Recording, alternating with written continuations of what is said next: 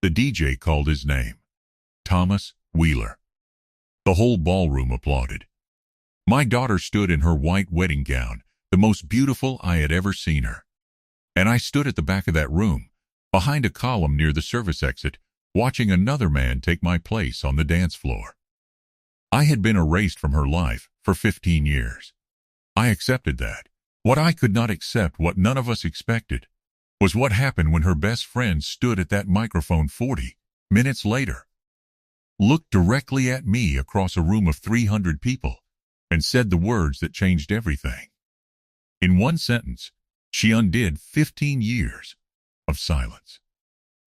And my daughter left that dance floor and walked toward me. My name is Robert Mitchell. I'm 67 years old.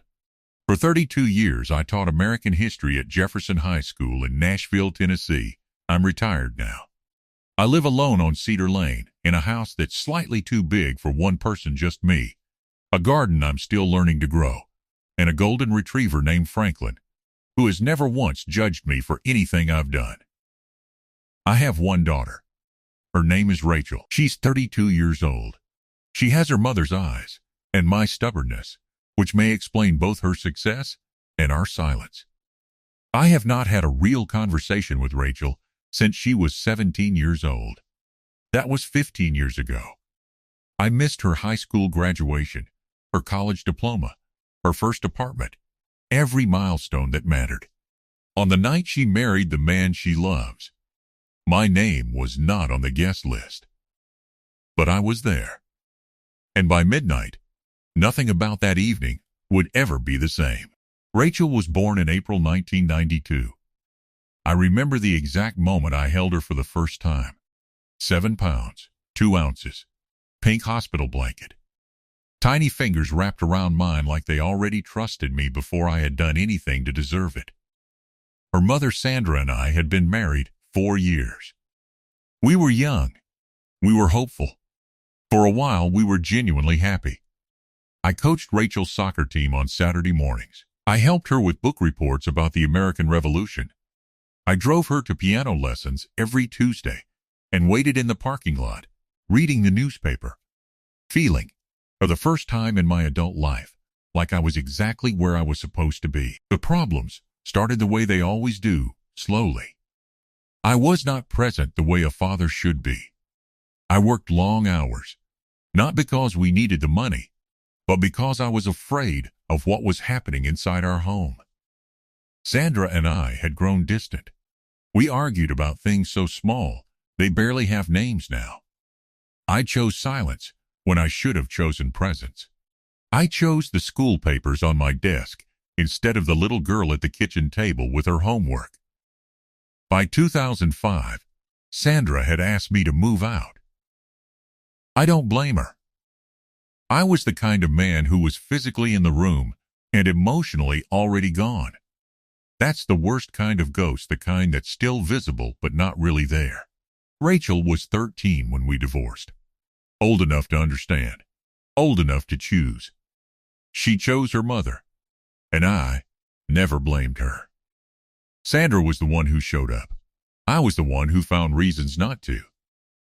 After the divorce, I had alternate weekends. I made half of them. The other half, I always had an explanation. But explanations are not presents, and a teenage daughter can tell the difference. When Rachel was 17, she told me she didn't want to see me anymore. She said it in a quiet voice that was somehow more devastating than screaming ever could have been. She said, "Dad, I don't know who you are." And she was right. I had spent so many years teaching other people's children about history that I forgot I was making my own. After that, I had nothing left to do but look at who I had been. I moved into a one-bedroom apartment on the east side of Nashville. I kept teaching, walked into that classroom every morning, and taught other people's children about consequence and history. I tried to call Rachel twice a year. Her birthday, in April. Christmas Eve. She never answered. I left voicemails she never returned. One December, the number was different. I tried the new one once. It went straight to voicemail with a tone that told me she had blocked me. I sat in my apartment that night and understood something about silence, that when you are the one who caused it, you have no right to be surprised by it. In 2012, I learned through an old family friend that Rachel had been accepted to Vanderbilt University on partial scholarship. There was a significant tuition gap, more than Sandra could carry alone. Sandra had remarried by then, a man named Thomas Wheeler, a contractor. He was decent. He stepped in where I had stepped out, and I respected him quietly for that. But I knew Sandra's finances. I knew the gap was real. So I did the only thing I could do from outside the wall I had built around my daughter's life. I contacted Vanderbilt's financial aid office. I established a private supplemental scholarship in my mother's name, the Eleanor Mitchell Memorial Scholarship. I funded it in full. 4 full years. I signed nothing that linked my name to Rachel's.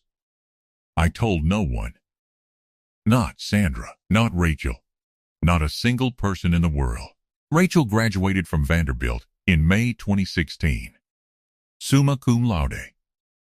I know because the Tennessean ran a small feature about that year's Eleanor Mitchell Memorial Scholarship recipients. Rachel Ann Mitchell listed third. She had no idea the scholarship carried her grandmother's name. She had no idea who funded it. I cut that newspaper column with a pair of kitchen scissors and pinned it to my refrigerator with a magnet shaped like the state of Tennessee. It stayed there for 3 years. Every morning I poured my coffee and looked at her name in print. It was the only graduation ceremony I was allowed to attend. In March of this year, a letter arrived in my mailbox on Cedar Lane. Cream envelope, handwritten address. The return address was a name I didn't recognize. Diane Cho, Portland Street, Nashville. Diane, I would learn, had been Rachel's college roommate and best friend for 10 years. The letter said Rachel was getting married on June 7th at the Grand Magnolia Ballroom. It said Rachel was happy. It said Rachel did not know Diane was writing to me. And then it said this, and I have read this sentence perhaps 100 times. Mr. Mitchell, I know what you did. I know about the scholarship. My mother worked in Vanderbilt's financial aid office, and she told me last year before she retired. I believe Rachel deserves to know her father was there for her, even when she couldn't see him. Please come. I sat with that letter for a full week. Then I drove to a department store and bought a suit. I went to a department store on a Wednesday afternoon. I spent 45 minutes in the men's formal section. The salesman, a young man, maybe 25, asked me if I was going to a funeral. I said no. He said, a graduation? I said no. He said, what's the occasion? I said, my daughter's wedding. He said, that's wonderful. Are you the father of the bride? I said yes. He smiled and found me a dark navy suit that fit better than I expected. I paid cash. I drove home.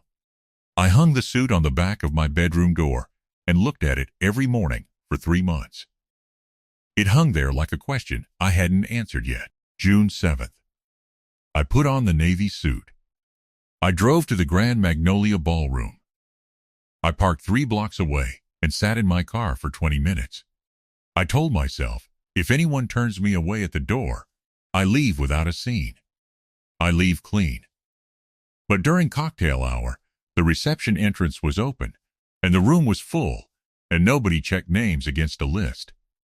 I walked through the door. I found a spot behind a decorative column near the back corner, not far from the service exit. I thought, if this goes badly, I know the way out. From behind the column, I watched my daughter move through her wedding reception. She was radiant. She laughed at something her new husband said, and she threw her head back the way she used to when she was 9 years old watching cartoons on a Saturday morning. That exact laugh, I had not heard it in 15 years, and it hit me in the chest like something I did not have a word for. Thomas Wheeler danced with her for the father-daughter dance. He cried. She held his face. He deserved that moment, every second of it. He was there for 15 years of what I missed. I watched from the back, and I said to myself, You are not here to reclaim anything. You are here because a 67-year-old retired school teacher needed to look his daughter in the eyes one more time before the chapter closed. The toast began after dinner. The best man. Then Rachel's maid of honor, Diane Cho. Diane started composed. She talked about meeting Rachel freshman year at Vanderbilt, an all-nighter before an economics exam, terrible dining hall coffee, the paper about Thomas Jefferson that accidentally changed Rachel's entire major. The room laughed and smiled. She talked about Rachel's kindness, her loyalty, her laugh, and then Diane's voice changed. It got quieter, more deliberate. She looked away from Rachel and looked toward the back of the room, toward the column, toward me, and the room, feeling the shift, went quiet. Diane said, "Rachel, I've been keeping something from you for almost a year, something my mother told me before she retired from Vanderbilt's financial aid office. The Eleanor Mitchell Memorial Scholarship, the one that put your name in the newspaper. The one you told me about sophomore year that you felt inexplicably connected to. That scholarship was not created by a stranger. It was created by your father, Robert Mitchell. He funded 4 full years of your education anonymously while you had him blocked. He's here tonight. He's standing in the back of this room. And I think you deserve to know that someone has been quietly loving you for 15 years from a distance you built, and he never stopped." The room turned, all of it, and Rachel, my daughter, the bride, the woman I had not spoken to in 15 years, stood up from the head table and looked directly at me. She walked toward me, across the dance floor, through the crowd that parted for her. Her husband James reached for her arm gently. She touched his hand and said something I couldn't hear, and he let her go. Every step she took across that ballroom floor sounded to me like a year returning. 15 steps for 15 years. I did not move from my column.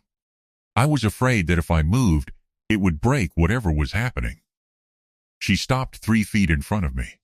Up close, I could see she had her mother's eyes. I could also see that she had been crying for at least the last 2 minutes. We looked at each other. Neither of us spoke first. Neither of us knew how. She said, "You were here." Not a question. I said yes. She said, "The scholarship." I said yes. She said, "All 4 years." I said yes. Her jaw moved the way it did when she was 12 and trying not to cry at something. She said, "Why didn't you tell me?" I said, "Because I didn't do it for credit. I did it because you deserved it, and because your grandmother would have wanted her name on something that mattered." She was quiet for a long moment. Then she said, "I've been so angry for so long." I said, "You had the right." She said, "I didn't know you were still there." And I said, "I was always there. I just didn't know how to show it with my face."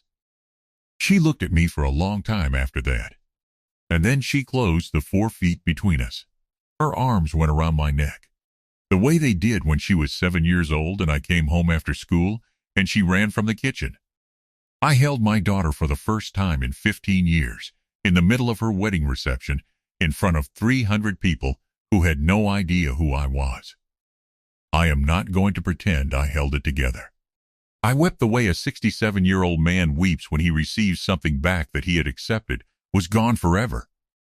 Her dress got wet from my face and I apologized for it, and she laughed through her own tears and said she didn't care about the dress. That laugh, the same one from Saturday morning cartoons. I had forgotten it. I found it again on a June evening in Nashville. Better late than never. Barely in time. But in time.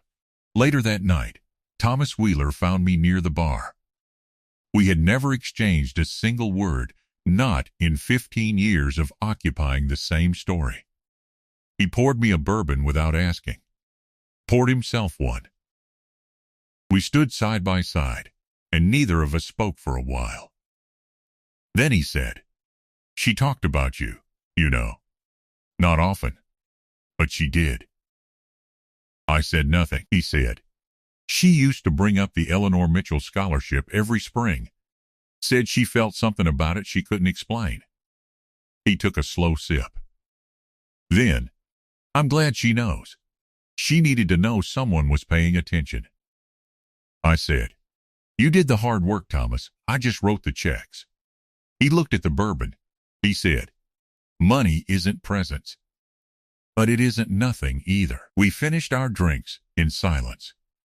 Two old men who both loved the same girl from different sides of the same absence.